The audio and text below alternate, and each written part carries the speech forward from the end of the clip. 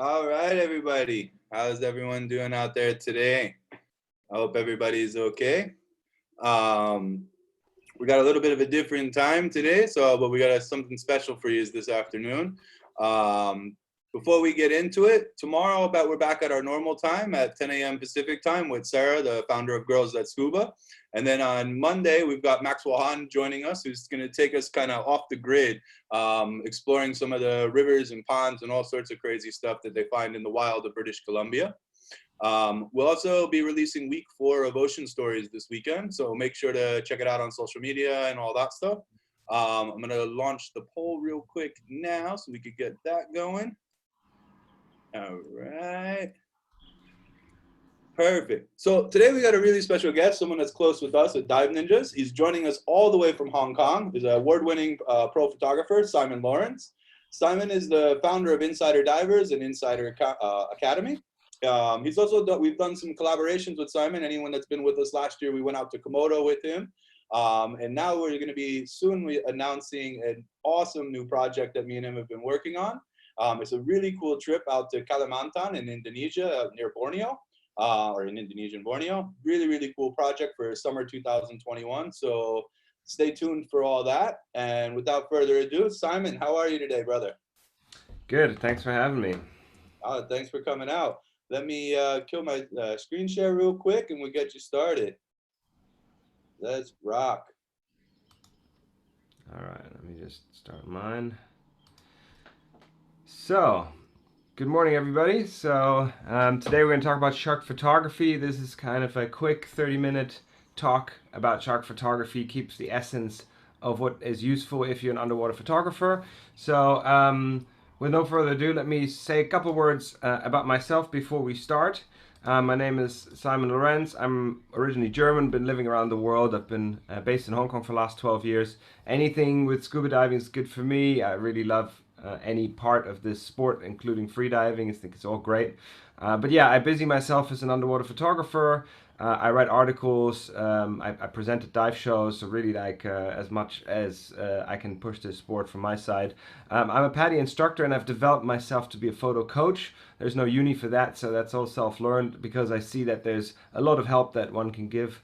And so, yeah, I've been coaching people on underwater photography in the last few years, and essentially today's talk comes out of that as well. Just a couple words about Insider Divers. We're like Dive Ninjas, running all kinds of trips. We do land-based and liveaboard scuba diving trips. We also do specific things like photography workshops where we do only photo, but we also have rec trips where you can come as a tech diver. We have free diving trips, so we do all kinds of different trips around the world. They're always in groups, and there's always an expert with you. So there's always me or more than me, a few people there, instructors or coaches or people that are expert in that field, or we might even have talks that we're hearing. Because we really think that educating ourselves is really important. So never stop learning is one of our slogans on which we base also this webinar series, because we always want to learn more about how to be in the water, and in this case how to take photos of sharks. So let's dive right into shark photography. What makes a great shark photo? Well, there are different examples. You could say it's a sharp and crisp image could be nice, or one where you have good lighting on the animal, that would make a good photo. I mean, generally you could say if you see the shark's teeth, that's a good sign, because obviously prominent feature. If they're up close, that's ideal, or if they're a bit further away, you have like the gracefulness of the body, is also a very good photo. Or if you have a story, like here we've got the wobbegong here in the front and a shark in the back, a sand tiger shark in the back. So that is always great to have to use sharks in a story. You can also take technical photos like a sunburst, where basically it's more about how technical you are in order to make this photo work. So I'm trying to boil it down today to 3 things or 4 things that are important to make a great shark photo. First of all, is it a beautiful picture? We'll talk about that. Second, is there a story, and how are you telling your story? Third is just something that makes it specifically good, technically surprising, interesting to look at, whatever. You can already see those circles are overlapping. That's because if you've got a great story and it's also a very pretty picture, then that's already two things in there that makes the photo good. Obviously, if you have all three together, then you should definitely submit it for a photo competition. So try to have story and one of the other elements in there. That's going to help you make a good photo. But in order to be able to do that, I always say you got to be ready, and I'm going to talk about that first, which is the mindset. The mindset I find very often is people come on the trip or whatever, and then they're like seeing the hammerheads for first, and the only target is to get some photos of a hammerhead. Now that is not the right mindset. I call it the mindset for a killer shot is when you say, I got a great shot or a killer shot of a hammerhead. So you want to be able to say, not only did you see them, but you actually made photography work to make a nice picture. Let's take this as an example. This is a photo of just a hammerhead. Okay, there's two hammerheads in the back, but well, while it's technically good because the lighting is right, you can see that the hammer is not even visible as a hammerhead. And it's not doing anything. It's really not a multi-level story. Whereas on the same spot or similar area anyway, this is in Cocos, there are the cleaning stations, which is the reason why we get to see hammerheads in the first place. So if you can capture that in a story, like you can see here the fish swimming towards the shark and the shark being clearly open to that cleaning process, but also the details on the shark are good, so it's technically a good photo, and you have a story. Now that makes it a better photo. But how do you do such a thing? Well, you need to be ready for it in terms of knowing what these animals do. So if you're going to see your hammerheads, you might want to know a thing about their behaviors, about the reasons why they are there. So if you read up on it and you know, or you listen to people who have something to share about sharks, then you're going to be able to take a better photo because you know what behavior you're looking at. The second thing, you need to know your camera. So you need to know what your camera can or cannot do and how to set it up, but I'll talk about that in a second. Because the important thing is that even though you know your camera and you know what you want to do with the shark, very often you don't have the right settings on your camera or on your strobes, and then you miss that great photo. First of all, observe the shark. Sharks swim around all the time. Most sharks, have to keep swimming. And what you want to do is you want to look for roots or circles or directions, patterns that they're doing, because there's no way that you're going to catch up with the shark. You don't try to swim up to a shark because essentially they're too fast for you. And they're also skittish. So if you're swimming towards a shark, they're going to go off. So essentially what you want to be is you want to be where the shark will be for your photo. So if you see that they're circling around a certain area, you want to go to that spot where you're going to get the best angle on the shark, right? Because you need to also plan with your camera, if you want to have your settings right, you need to plan your settings for the spot where the shark will be, not where he is now. So in this situation, where we plan the photograph, the sun is in our back, so we're going to plan that the sun is actually helping us to light up this animal. Whereas if he swims around us and is suddenly between us and the sun, we're going to need completely different settings. You have to close the aperture and shutter speed of your camera. You have to put your strobes to maximum power. So you have to plan which way you're going to go. So if the shark swims around you, you can't just follow the shark around, because in every direction of the sunlight, you're going to have completely different settings. So how can you plan for that? If you ever go diving with me, you'll see that I'm constantly taking a photo of my hand. So it's not in order to check my manicure or see how beautiful my hand is. It is where I can test what the settings are on my camera and on my strobe. So in this picture, you can see the background is too dark. So that means I haven't set my camera open enough so that I can get enough ambient light back in. So what this essentially does is, by taking these test shots on your hand, you get your camera and your strobe ready for the shot. So your camera knows, or you set in the right setup so that when the shark is in the spot that you're planning to be, you're going to be able to take a crisp and fast photo.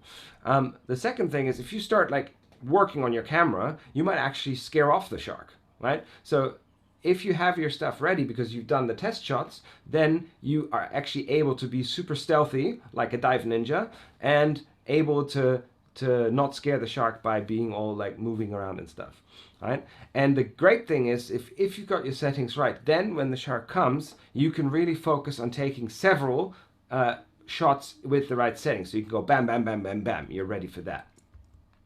So take as many photos of your hand. On workshops, I always say to people, I want to look in their Lightroom catalog and see that there's lots of hand photos, because you can see in here in this series, there's just minor changes to the background brightness, but there's also changes to the strobe. So you can change the power of the strobe. You can see here that in some pictures I have no strobe light. On some pictures, one strobe is stronger than the other. On another picture, there's one strobe is actually off. Actually, on the top left, you can see that the right strobe is off. And these are things that you can test before the situation happens. Actually, I do a test shot at every depth that I go. So if I go deeper 10 meters, then I do another test shot. Okay, let's dive into the fun bit. Let's go to the story part. Right? So what is a story in a shark photo? Well, a story in a shark photo can be all kinds of things, but essentially what you're trying to do is make your photo tell a story. You want your photo to be able to communicate something so that the viewer has something to look at. That can be shark behavior, it can be the habitat, mating or hunting behavior, or as I'll show at the end, the easy way to make a story is if you just have interactions with humans. So what you're trying to do is you're trying to say 2 to 3 things with the photograph. You're trying to convey a background message. So with that said, hammerhead photo earlier, what I'm telling a story here is, okay, we've got a shark who's clearly come close to the reef, and you can see these little butterfly fish coming up. So that's what they're getting cleaned. And if you look in detail, there's actually parasites on the hammerhead chin. And so we've got lots of things to talk about here, right? Rather than just saying, oh, I got this amazing ray, you know? So what you want to say is, I've got an amazing shark shot. So let's look at some examples. So habitat, so this is actually a cleaning station in the Maldives where the grey reefs come in.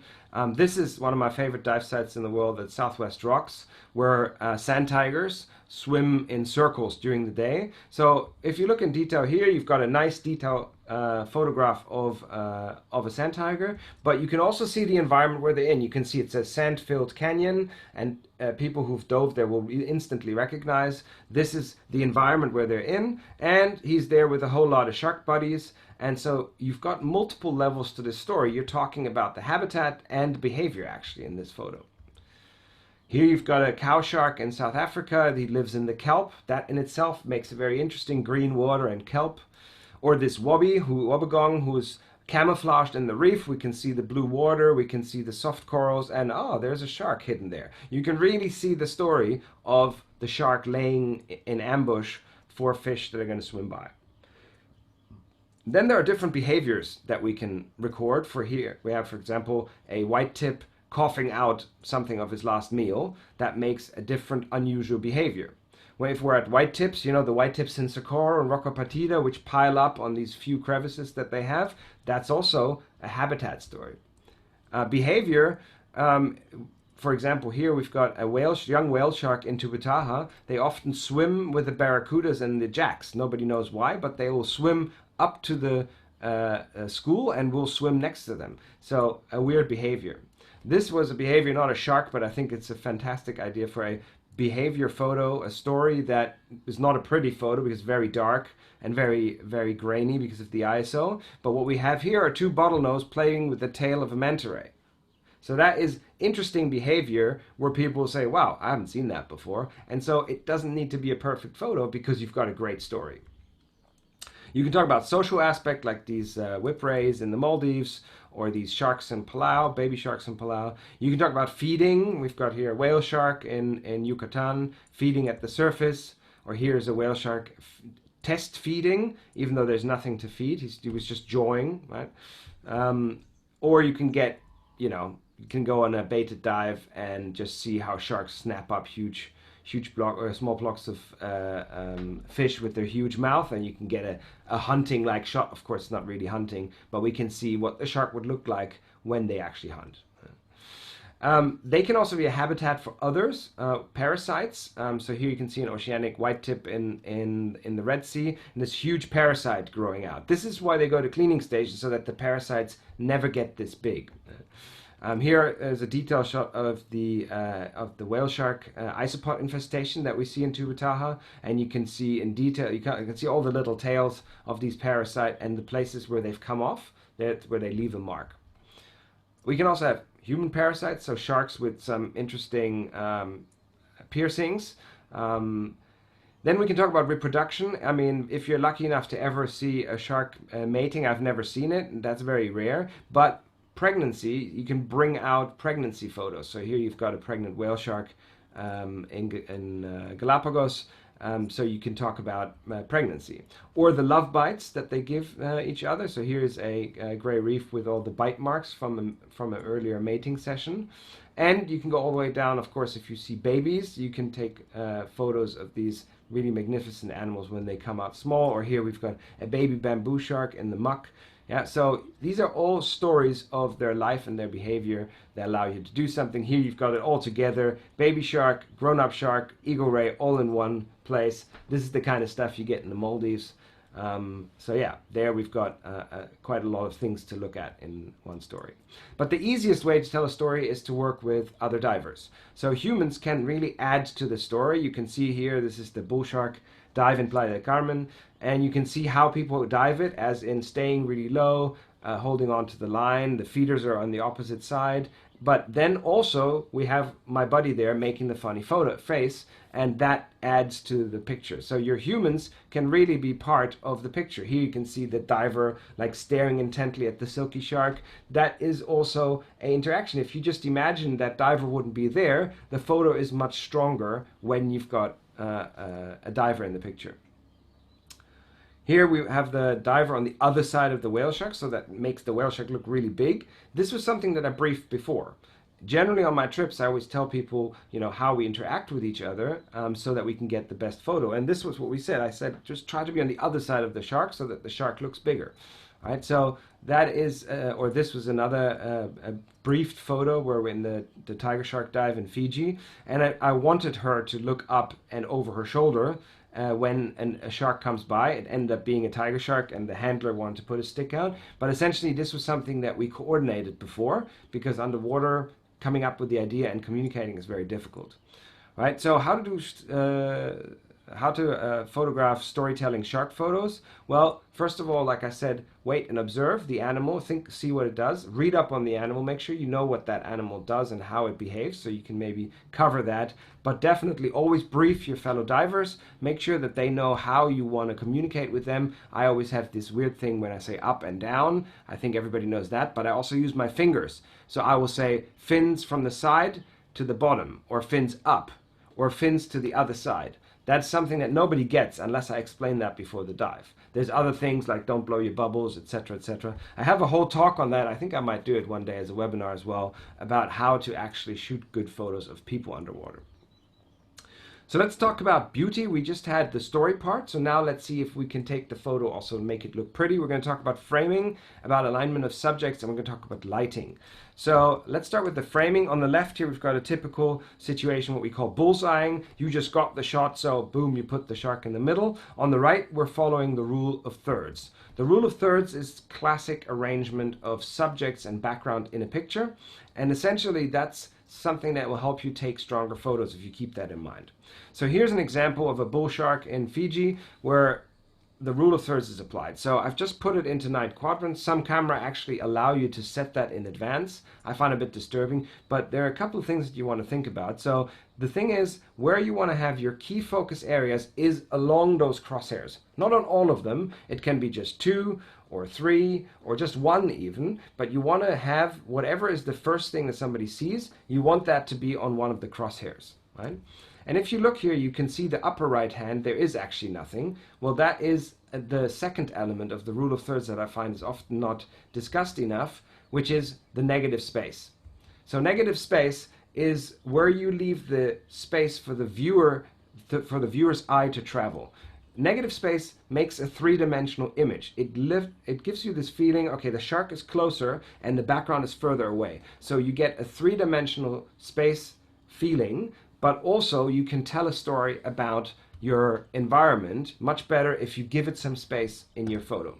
So here we've got a portrait version, same thing, you just cut it vertically into 9 pieces, and you can see that the eye of the stingray is sort of in the area of one of the crosshairs, and the shark is sort of arranged around the bottom 2 crosshairs. The whole back top is our negative space, which tells us this is the crack where the stingray is resting, but you can also see the blue water. You can see that it's not pretty overcast and dark, and we have a diver. So that's all in the negative space, and that's essentially how you want to do it. The focus points, the key feature of the animal, preferably somewhere along those crosshairs, and then the negative three-dimensional space is where you want to have the landscape in. All of our sharks are swimming. So if you capture a photo and the shark is too close to one side, then it looks really weird because our brain is telling us, hey shark, you're going to swim against the wall, and essentially doesn't seem right for us. So what you want to do is you want to create swimming space. So you want to make sure that an animal that everybody knows is a swimmer, that animal actually has space to swim. In portrait photography, we call that breathing space, but here I call it swimming space. It's just leaving the animal some space to swim. Well, what do you do if you've got a super big animal like a whale shark that essentially fills the frame? Well, you can still put a little bit more space on one side than on the other and still get this feeling of swimming space going on a little bit. Another thing that you can use, and some people say every photo has to have diagonals. I don't agree with that, but sometimes diagonals can be very good. And what essentially a diagonal is a line, a visual line from one corner to the other, and it creates a dynamic. You can see that if this shark would be swimming horizontally, it would not look as interesting as here where he's swimming downwards. And that is essentially diagonals. So you can look for those and try to capture them in your camera. In that case, you're thinking about a corner-to-corner orientation line where you would like the shark to swim along. There are some exceptions, like large subjects. If you've got something that fills the frame entirely, don't start like trying to make the rule of thirds here. There you just want to light the whole thing up, and that's good. The other one is symmetry. So when you have something where you want it to be more like symmetric, then obviously you don't want to put it off center. Then you want to put it smack in the middle, making sure that it looks a bit like if you draw a line through it, both halves could be, it could look the same like a picture like this. Here you can see a photo of a sand tiger from the side that has no space in the backdrop, but also is shot entirely from the side, or two-dimensionally, as I like to call it. So here you cannot get any depth feeling because you just see the shark from the side, and it kind of seems like he's passing you. So the same shark, same dive site, it's also South Africa. You get like a much better feeling of background because you can see the rocks in the back and the silhouette of the reef, but also the shark is facing us. And when the animal is facing us, it's just a much warmer feeling of looking at a photo because you feel like you're interacting with the animal. So try to make sure that you face the camera and don't do these side shots. Again, here like this hammerhead. Actually, what you can see, there is a butterfly fish actually cleaning the baiting wound there, the mating wound, but you can't see it's a hammerhead, and he's swimming fully sideways, so it seems very flat, so you want to try and avoid that.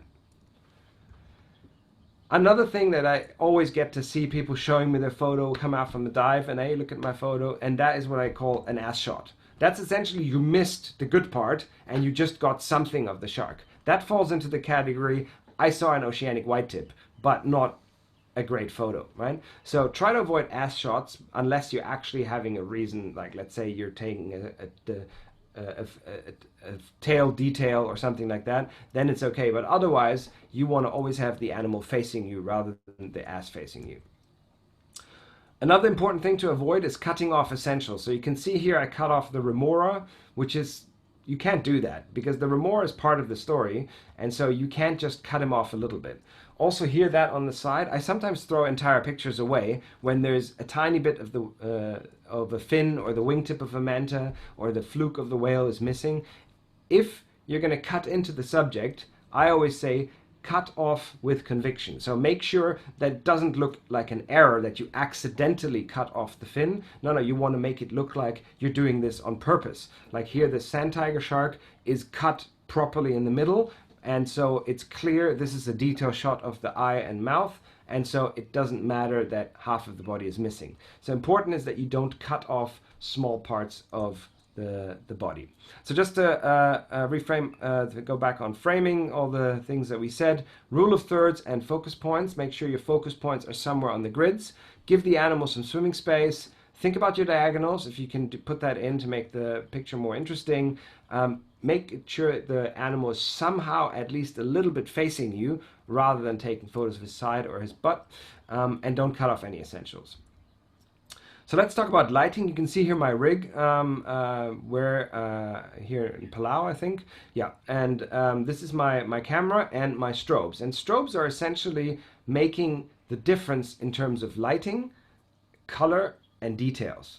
Right? You can see the same situation on the left and on the right, and essentially what you can see is that there's much more detail and color and subject separation on the photos where we use strobe light.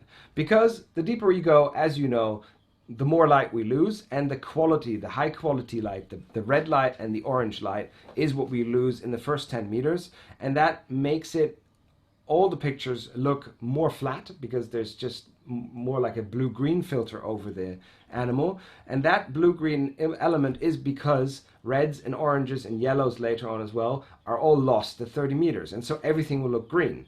And that is essentially what we all see when we're down there. But if you bring a strobe in, now the light travels not from the surface to the subject, 20 meters or 30 meters, but it travels only from the strobe to the subject. And so here we don't lose any reds and oranges anymore because it's only half a meter or a meter or whatever of traveling time. And that means if there's something red on the subject, we can bring it out. Right? And what this does, particularly with sharks, is it really brings out the color, and it separates the subject from the background. That's something that you want to achieve in order to create depth, and also to make the picture more interesting is if the subject is lit in a different color than the background. So strobe light enables you to do this subject separation as well as create details. So the details that you can get when you use a strobe light are absolutely a million times better than you get without strobe light. So my suggestion for shark photography, definitely you want to take strobes. And if you have strobes, first of all, we start with placing your strobes behind your dome port or behind your lens or your wet lens or whatever you're using, because that helps us avoid backscatter. So as long as you draw a visual line at the frontest part of your lens, you want to have the strobes behind. And if you've got a dome, then you actually want to be behind the dome so that you're not shooting inside the dome. Then there's another thing that we do is we actually never use direct light beam. So we don't shoot directly at the subject. We actually, you can see here, we're using only the side light or fringe light of the strobes to light up the subject. You can see I've marked here the center beam. We're not aiming the center beam on the subject. You always want to aim the center beam of the strobe slightly outside of, or slightly outside of the end and front of the animal that you're shooting. So the general setup is wide angle because it's a wide angle picture and the shark's a bit further away. But when they come very close, you need to do what we call close focus wide angle. Close focus wide angle is when the animal is almost like within your personal space, is almost touching your camera. In that case, you need to have different strobe lighting than wide angle. So in wide angle, you want to have the strobes further out so you can cover with your fringe light the entire photo.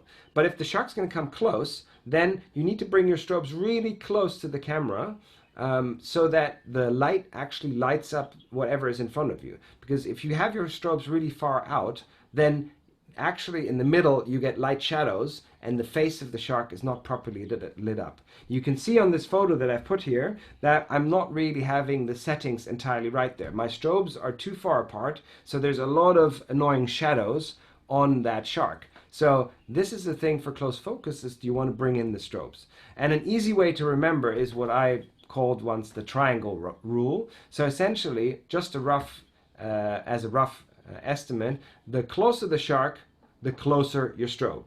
And if you just think of it as an equally length triangle, you want to kind of see that the distance from the camera to the shark is roughly the same distance from the camera to the strobe, and that is a rough idea, which means, the reason I'm saying that is if you get a situation and suddenly the strobe, the animal comes closer than planned, that you quickly pull in the strobes to make sure you can light him in the face, right? the one thing you need to think about is the closer the animal, because it travels through water, you lose a lot of the power. So if you're coming halfway closer suddenly, not only do the strobes have to be in, but also you have to reduce the power, right? Because otherwise you get a photo like this, where clearly I had the strobe power too strong for the distance that the animal was from my camera. So make sure you bring in the strobes if they come closer, and turn the strobes down immediately as well. That's good when you practice with your hand. You can do like close up and further apart, and you can test what settings roughly you do need to have for your strobes in order to avoid a horrible blowout like this picture. The second thing that you need to think about is what settings are you going to apply. Here you can see the same tiger shark, same spot, because you know it was a shark provisioning thing, so I was located in the same spot, but one is shot with a dark background and one is shot with a blue background. Now that is just a matter of different settings, which is how you record the ambient light with your camera. So these effects you achieve by separating ambient light and artificial light. You see it as two steps, and ambient light should be the first step.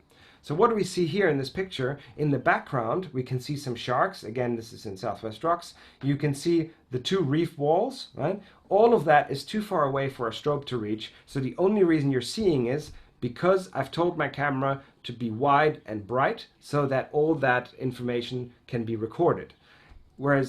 So that is what we call the ambient light. The ambient light is what you do with the camera. So you use your camera to create more or less ambient light, and you use your strobes only to light your flash. Very often I feel that people just throw their camera with the strobes at the picture, and therefore if they're not making these two steps, often what they get is a very dark background or a very bright background. Now you have to use the camera to fine-tune that before you take the photo. So here against the sunlight, it's quite a difficult shot. You've got sun rays coming in from the top. If you don't test your photography first, you're going to have a burnout. And you can see here, even though this is close focus wide angle, on this picture I have the oceanic white tip nice and close and crisp. That's because my strobes are closer, I've tested them, the background lighting is good, and so therefore you can see that that is a much better photography. So ambient light by the camera and subject lighting by the flash. Here we've got a sunset shot. There I think it should be super obvious. The sunset doesn't change because you're using the strobe, so you need to set your camera for the above lighting because you want to make sure that the sunset looks really, really good. And then you need to set your strobes to light the animal below. Because obviously for the setting that we're using for the sunset above the water, below the water, it's just going to make everything black. So that's why, of course, below water, we're going to need those strobes. So for a portrait photo like that, I'm holding the camera in sideways, but both strobes are in the water below the waterline. This was in Yap, actually. So yeah, what is there? There's what is the classic holy trinity of, or triangle of light of digital photography. I actually organize it a bit differently. I organize it stacked up. And I call that the pyramid of light, trademark pending, because essentially what I'm doing here is I don't change the ISO much, so you don't have to worry about it. It's just for one situation you set your ISO and then you leave it the whole time. Then shutter speed with sharks, because they're moving fast, you want to fix your shutter speed. You don't want to change that around. You want to either do 250 or 200, because that means it's going to freeze the motion perfectly. And you use your aperture. Only your aperture is the one that you change in order to give more light or less light to the picture. So by looking at it as a pyramid, then you can remember that only your aperture is your fine tune. And so if the shark comes and you feel like it's a bit too dark, you just open the aperture. And flash comes last. That's basically what I was just mentioning. Set your ambient light first with your camera. So those are the first three, and then add the strobe light. If you do it both at the same time, you're just going to get confused. If this is a bit technical for some of you, I'm going to do a underwater photography basics seminar, I think in 2 weeks. That's where I'm going to explain ISO, shutter speed, aperture, what you do with it in macro, in wide angle. It's a bit different. So if that kind of thing interests you, you can find it all online, or you can join my next webinar. So just a couple of reminders. Lighting, you want to have the strobe behind the camera. You want to think about where you position your strobe, out or in. You want to think of the strobe power, the distance to the subject, and think about your ambient light with the camera. and artificial light with your strobe. So now we come to the last part, which is surprise or technically surprising. Essentially, technically interesting is a photograph where you're like, oh, I wonder how he shot that. Oh, or wow, that's very often I look at a photo and be like, oh, that's a great idea on how to photograph that animal. So that's more the technical way of how you're making that photo come to light. And you can do it with lighting, arrangement, angle, all kinds of things. I'm just going to go through a few. So light can be very interesting. So here you see an oceanic whitetip under the boat, even though it's bright daylight. So it has this weird animal like spaceship coming out of the dark. So that's playing with light. You can play with reflections. So you shoot the photograph when the shark is close to the surface, and you try to get as much of the reflection in as possible. You can shoot angles, like this is shooting down on a shark. Here in Rocco Partida is shooting up on a shark, and you can see the waves crashing at the top. That's a different angle. That's technically quite difficult. If you've been to Rocco Partida, you know it's quite difficult to get those waves in there and still light up the sharks properly. So it's technically more than a story. Sunbursts are very hard because essentially what you need is the shark to partially or fully cover the sun, and you need to put your strobes on maximum power, and he has to swim right in the right place in order to light up the whole animal and have a bit of a sunburst behind the shark. Then, of course, these option of silhouettes. So when you just work with the outline of the shark to make it interesting, you need to set your camera specific to that. It's different than other settings. You need to make it just dark enough so that you have all the structure on the surface remaining. So if you look here, the whale shark, the sun is behind, but I'm shooting it not for sunburst, I'm shooting it in a way that I want to get all the surface details covered. And so that's how you would then work the silhouette. Another thing that I find is very underused is portrait photography. Why not turn your camera sideways sometimes? You actually can create very interesting angles. Like here on the left is the manta ray in Kona, right? It's actually interesting if you put it in portrait mode because you can capture more information. Like even a whale shark feeding, much better if you put it into portrait because you get more information in. On the right here, we've got a nurse shark in the Maldives from the top, and you can see the slender form. This is much better than shooting that horizontally. Splits is a great way to make a really good photograph, but also to curse your life because it's really hard to shoot. So what a split allows you to do is to capture the story above and below, sharks below obviously, and then whatever is above. So that is a great way. I mean, it's quite technical and you need to prepare your camera for it. Here you can see my wife, for example, here in the Maldives, in this resort where we're staying, and a baby shark in the bottom. Now there's a lot of information in there that makes it very good, but you have to set it up and you have to be quite patient to make it work well. You can also do your splits vertically, so in portrait mode, which, for example, a thing like sunsets, if you want to get more of the sky in, that is a good idea, right? You can shoot black and white. You obviously don't have to shoot it in black and white. You can change it afterwards, but essentially black and white gives a nice angle. You can make a very darkish sort of photo, or like, you know, a gloomy spatial thing. This is in Cabo Pulmo in Baja California, very close to Jay. So there's different variations on black and white that you can do. You can also like keep one color, like these yellow pilot fish on the whale shark. Also a way how you can make it technically interesting, where people hesitant for a moment and look, oh, wow, what technique did you use there? Another one that's really popular is slow shutter. For that, you really have to understand your camera. So here we're shooting at like maybe 1/30th or 1/20 or 1/40th. And what we do is essentially with the strobe, we make a certain thing sharp and everything else is slightly or more blurry. So here you've got one variation, here you've got a strong variation. So here you can see there's a big blur in there. And that big blur essentially makes it an interesting experience. Plus you can see the details on the shark's face pop out even more, right? Here you have the same thing. Here I'm panning the camera. So I'm giving a little shove while I'm taking the photo. This was shot at 1/25th, I think. Yeah, and what that does is it makes kind of like a watercolor smudge of the background. And again, we've got this interesting focus of something sharp and the rest is smudgy. Like here, this is another trick. You can twist the camera.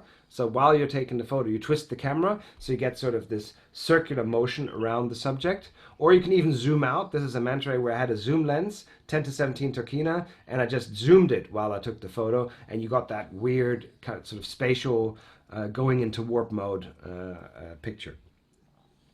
So how to shoot a technical photo? Well, in this case, you don't really need to know the subject, but you need to know your camera. So you really need to understand how you can create this effect, and that's how you can test. So for example, if you test slow shutter speed, when I set it up, I'm doing this all the time.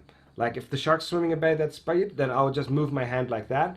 If I'm gonna start shaking it, you can just hold your hand and shake it or turn it, right? And that allows you to get the settings right before you're actually trying it on a subject.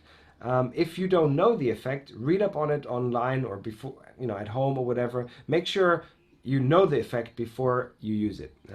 Know the tools, everything that you can use in order to make these technical shots. So practice, practice, practice. Make sure you do that while you're not seeing any animals, while you have the time. Practice the sunburst, for example. It's quite hard to get a good sunburst, so just try and do it before you actually get the opportunity, even if it's not on this trip. It's good if you practice these techniques so that you have them in hand when you get the opportunity, right? So make sure you also understand ISO, shutter speed, and aperture. If you don't, like as I mentioned, I'm going to do a talk about that in a couple of weeks.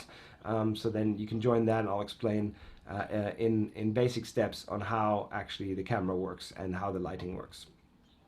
So there we go. That's the summary of how you get a great shark photo. It's a beautiful image. It's an image that tells a story, and it might have a surprising element. Again, if you have just one, that might be enough. If you have a technically very surprising photo, that might be enough to win a photo award. But if it also has a story, then definitely you have a much better shot at getting appreciation for your image. For all of these, you need to be ready. So all of these you need to think about in advance and make sure that you're ready for that. And that is my talk for today. So I wanted to know if there are any questions. Awesome. Thank you so much for that, Simon. That was really great. So guys, we'll open up the Q&A. You can type in your questions either into the chat or into the Q&A box, and we'll answer everything you got. So feel free to start typing them in. We can start off with one question we've got from Caesar. It says, I know it's not a professional camera, but could it be possible to take good pictures with a GoPro? And if yes, which GoPro model would you recommend? So the GoPro is, I always say the GoPro is a video camera and not a photo camera. And what it just takes stills when you take pictures. And I don't find that unless you're in shallow water, those photos are very good. Definitely for sharks, the camera is too slow. So of course, if you want to use a GoPro, and I mean, I always have a GoPro with me and I have it mounted on my camera, but I would only use it for video. And you can take really good video footage that is literally something that you can, make public. But taking photos with a GoPro, particularly with fast-moving animals like sharks or manta rays, you're basically not going to get very good photos. Also, you can't use strobe light with a GoPro. So that's why for photography, I would always say get like a good compact camera and a strobe. That is the best way to take photos of sharks. But if you only want to do GoPro, you can take really, really good videos.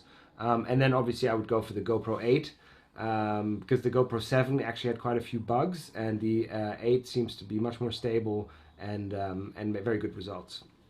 That's awesome. Yeah, I completely agree. I think nowadays you can get such incredible compact cameras for, really good prices and everything like that are just insane. Like the TG6 and these kind of cameras are just mind-blowing entry-level cameras, and it's really crazy. It's incredible. Yeah. Cool. So Paula says, great talk. Let's see, anybody else have any other questions or anything you want to ask or anything like that? Speak now or forever hold your peace. It's going. While you're putting that, I'm just going to put one thing up that I've started doing now in this weird phase is one-on-one coaching. So if anybody wants to go step by step through photography or editing is something people often need a lot of help with. With Zoom, we can actually work together on your screen. So, if anybody's interested, I can help with that. Discussing portfolio or even competition submission, preparing for photos that you want to submit. If you want to do something like that, I charge some amount by hour, but essentially that's, you can use it as you like. So if you're interested in that kind of thing, then we can also do that. I think there's another question. Awesome. There's a bunch of questions coming in now. It looks like we had a little bit of delay on the tech side because all of a sudden we had 6 questions come in at the same exact time. So here we go. So let's start with Kaylee. Kaylee says, is there a wide angle lens that you would suggest for the TG6? So the TG6 is a compact camera, right? And if you want to take wide angle photography, what you're looking for is not a lens, but a wet lens, a diopter, yeah? Essentially something you can screw on the front. And there are some really good ones out there where you can get extremely good results. I find the backscatter one that they sell, which is originally from AOI. There's a Pro 9 that's really, really good. If you can find it by AOI, you can basically save yourself some money because AOI is the factory. So in different countries, different brands are selling those. The Nauticam ones are really good, but they're really, really pricey. So I don't know if you're willing to, fork out that much money for a wide angle. But there are also from Olympus, there's a pretty reasonable one that you can buy specifically for the TG6. And when you order it for the TG6, make sure you watch out that the adapter, the end of it is actually 52 millimeters and not 67, because there's a limitation of what you can screw in. But yeah, so the backscatter one is probably the easiest for you, Kaylee. Awesome, that's perfect. Yeah, AOI is a great brand. I used to have them with some of my Ollie cameras and everything like that. It's really, really love their work, and not very expensive. It's pretty amazing. Very expensive, yeah. Awesome. So Jose Luis asks, what are your thoughts about TTL mode? Do you recommend it?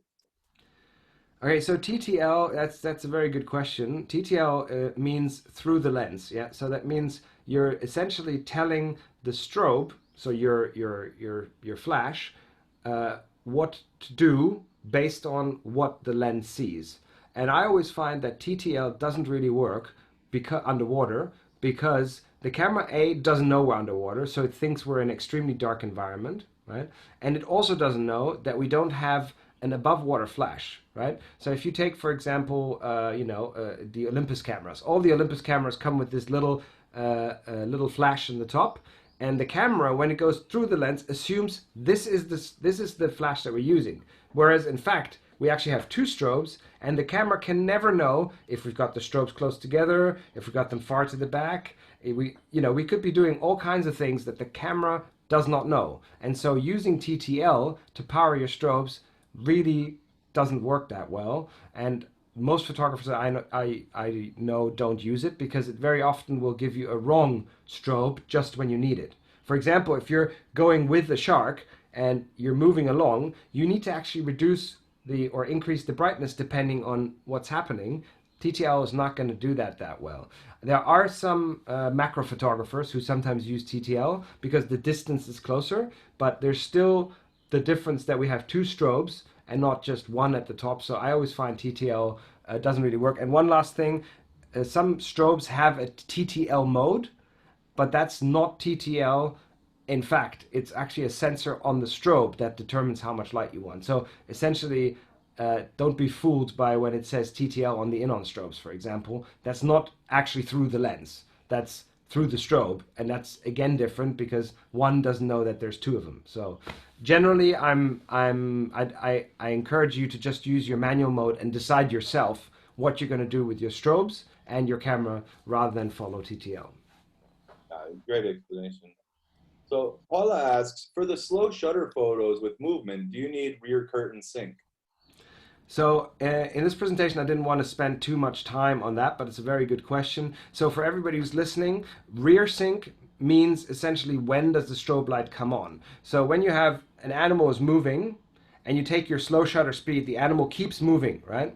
And so the question is, do I get the flash at the beginning and then the movement, which means it's only going to be sharp when the flash goes and then the animal will move. So this means you will have a shadow or a smear of the animal in front of the subject. Rear curtain means that the animal moves, you open the camera, and the flash comes at the end, which means the sharp thing is in the front. So definitely, unless you're going for a specific effect, you should go for rear sync In Canon, it's also called second curtain. Every camera calls it something else, but you should generally shoot with second curtain, very strong light.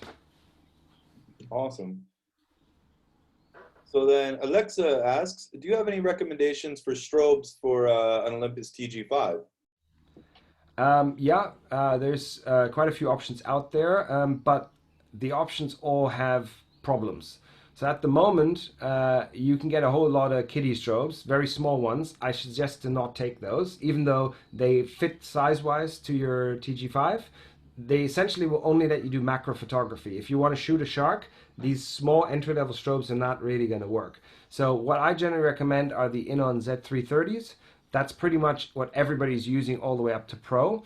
There is another brand called CNC, but they've had a lot of technical issues on multiple generations. So we generally, well, I don't recommend CNC anymore because just too often the strobes come back. And then there's a couple of new options like the Retra, which is supposed to be very good.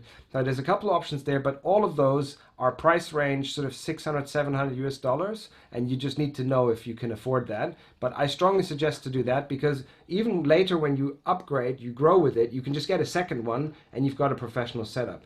Definitely for sharks, if you want to shoot sharks, you need to have a strong strobe and you can't go for an entry level. So that's definite.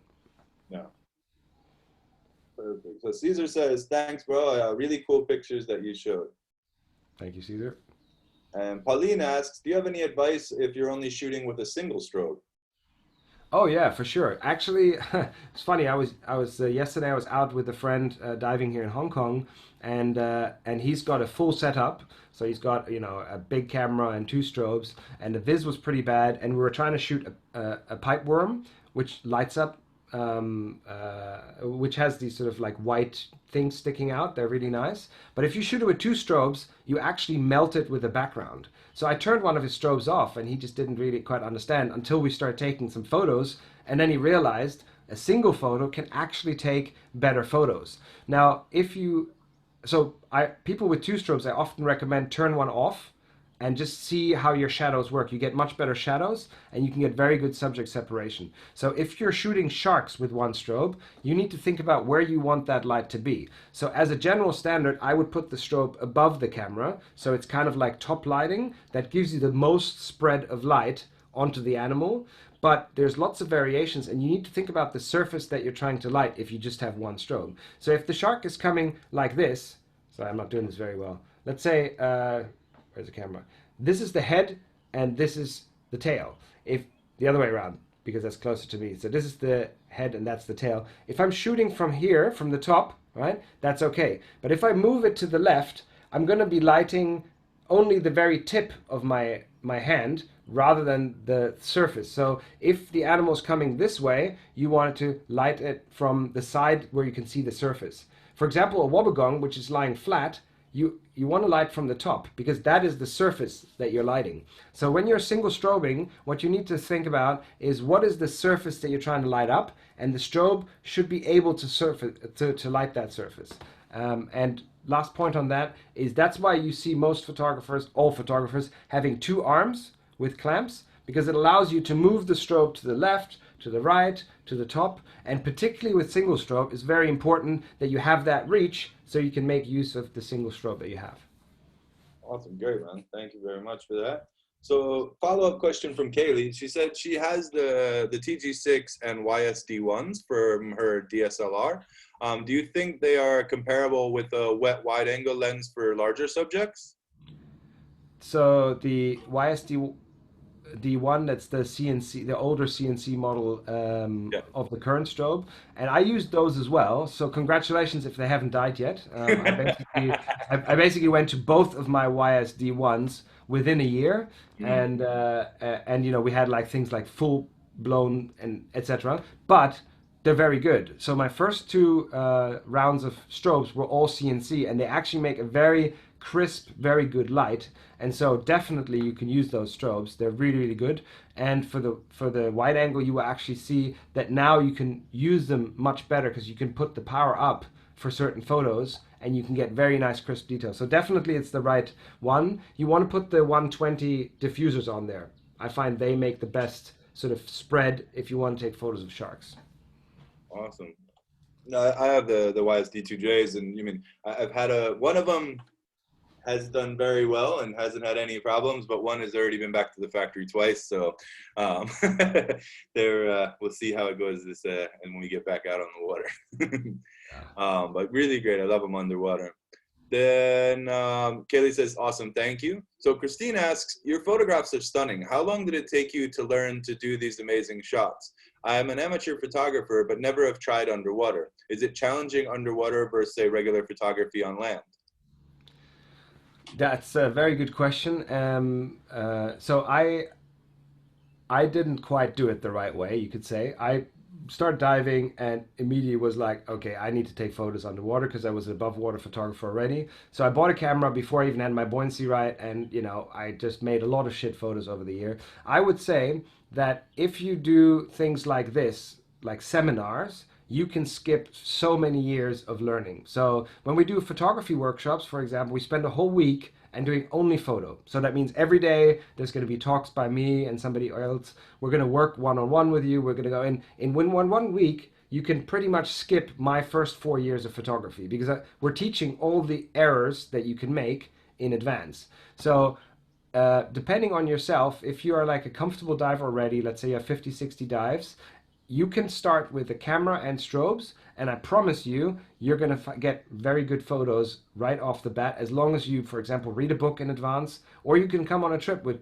Jay or me. Like we do on every trip, we do some photo training, and obviously we can look at your photos and say, oh, look, here your strobe's too bright, or here's your background saying something, and you go right in the water again to practice more. So going on a liveaboard with somebody can also be a friend of yours who's good in photography. As long as you learn from others, you can actually get into photos really quick. I have one friend, she started with photography, and a year later, she already had a picture award for like a junior part of, or amateur part of a photography contest. You can start shooting amazing photos pretty early on, as long as you skip over the mistakes that others have made for you, right?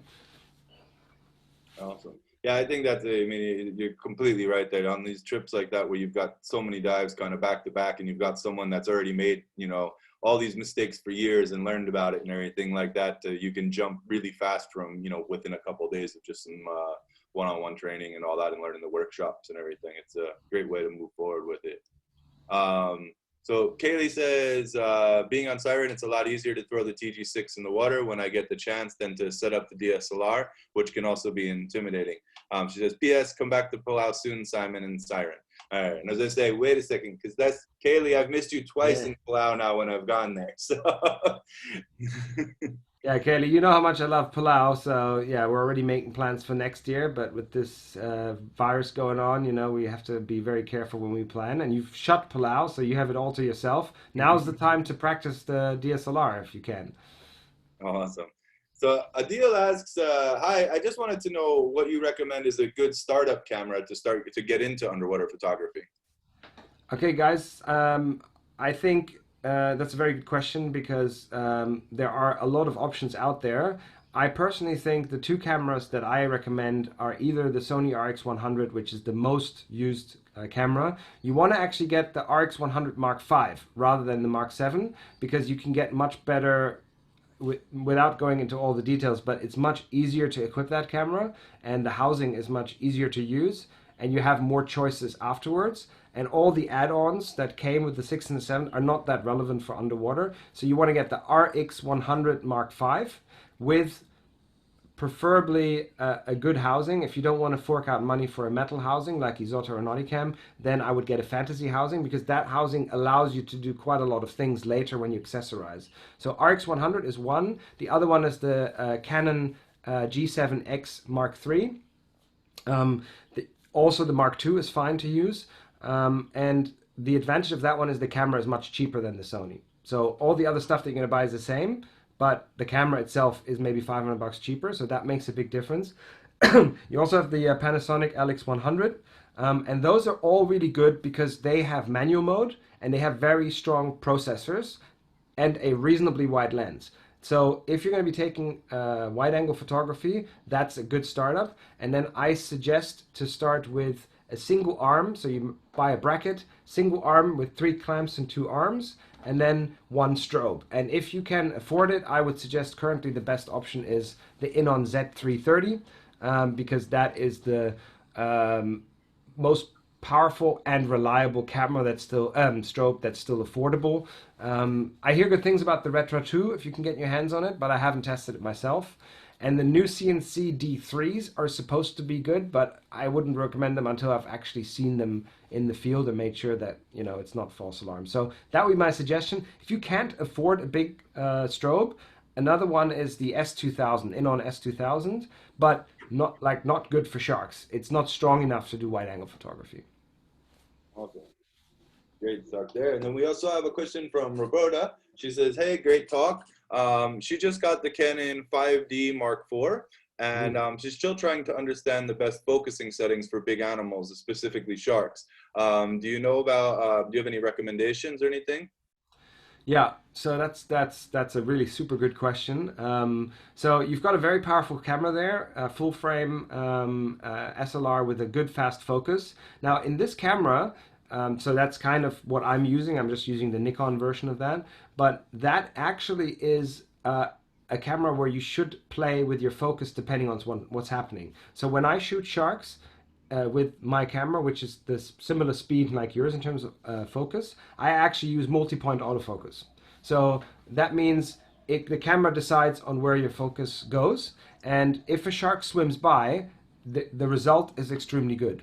I also shoot with single focus, not continuous focus. So make sure you shoot with AFS rather than AFF or AFC, I think it's called in Nikon. So make sure you shoot with single autofocus, and then you can use the autofocus. But there are situations where you then want to change. So for me, I know blindly on my camera where the button is to change autofocus, and I actually change that quite often. So I might go to point and move the point somewhere else.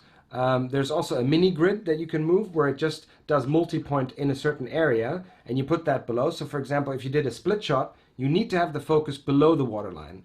So if you're shooting it like this, you need to put the focus here below the waterline. If you're shooting it like this, you need to move it to the right so that it's underneath. So you need to play with that. Also, for example, if the animal is really far away, like hammerhead schools, like the autofocus will focus on anything floating that's closer. So here, again, we want to go for single point autofocus. That means that you can pick a shark in the distance and make sure your camera is sharp on that. And then another last one is you want to know how to turn off your autofocus. Right? So if you have thumb focus, that is actually the best way to do it, because that means if you've done the focus and you release, so it means you press the shutter, then it keeps shooting even if it is not sure if things are sharp, because sometimes the camera with the silhouette of hammerheads might then start searching again.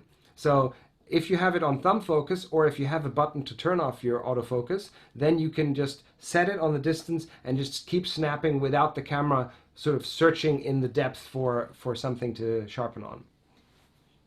Awesome. Really great. Back button focus, I think, changed my life when I first learned how to use it. Yeah. It is the greatest thing I think I've ever learned in photography.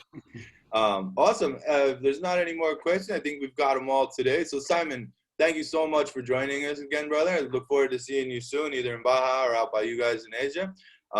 Thanks again for taking the time to stop by. And yeah, thank you for everybody for coming. It was a real pleasure to talk to you. And like we said, we're going to announce the trip for next summer to Kalimantan.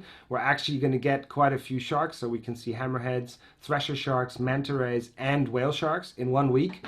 So it's a new area, and we've got one of the first liveaboard trips seasons that are going to go. So next year there will only be 3 trips, and we got the first one, so sorry, the second one, so the middle one. So we're going to go in the right time with the right boat, and yeah, both and Jay will be there, so we can do lots of photography training as well.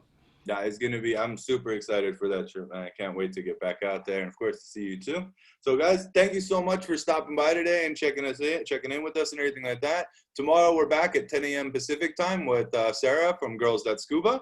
And then we'll see you then. Have a great night, everybody. Thank you, Simon. We'll see you guys soon, and stay safe out there.